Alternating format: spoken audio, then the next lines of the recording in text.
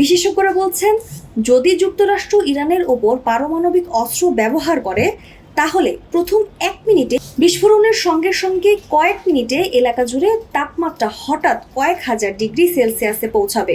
এতে আশেপাশের ভবন, যানবাহন এবং অন্যান্য অবকাঠামো মুহূর্তের মধ্যেই আগুনে পুড়ে যেতে পারে। প্রথম 10 থেকে 20 সেকেন্ডের মধ্যে তৈরি হবে শক্তিশালী শক ওয়েভ, যা বিস্ফোরণ কেন্দ্র থেকে দ্রুত চারদিকে ছড়িয়ে পড়বে। এই চাপের ঢেউ ভবন ধ্বংস করে দিতে পারে এবং মানুষের জন্য মারাত্মক আঘাতের কারণ হতে পারে। একই সঙ্গে উচ্চমাত্রার তাপ ও চাপের কারণে বিদ্যুৎ, যোগাযোগ ব্যবস্থা এবং পরিবহন নেটওয়ার্ক সম্পূর্ণভাবে ভেঙে পড়ার শঙ্কাও রয়েছে।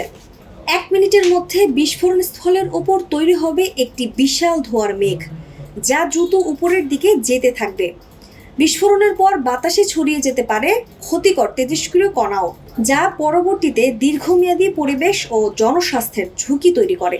এগুলো মানুষের শরীরে প্রবেশ করলে গুরুতর অসুস্থতা তৈরি করে, যেমন ক্যান্সার, অঙ্গবিকল হওয়া এবং দীর্ঘমেয়াদী শারীরিক দুর্বলতা।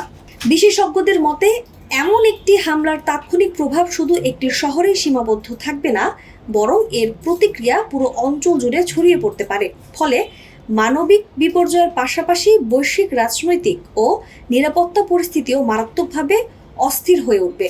বিশ্লেষকেরা জোর দিয়ে বলছেন, পারমাণবিক অস্ত্রের ব্যবহার যে কোনো পরিস্থিতিতেই চরম মানবিক বিপর্যয় ডেকে আনতে পারে। তাই কূটনৈতিক সমাধান এখনই সবচেয়ে জরুরি।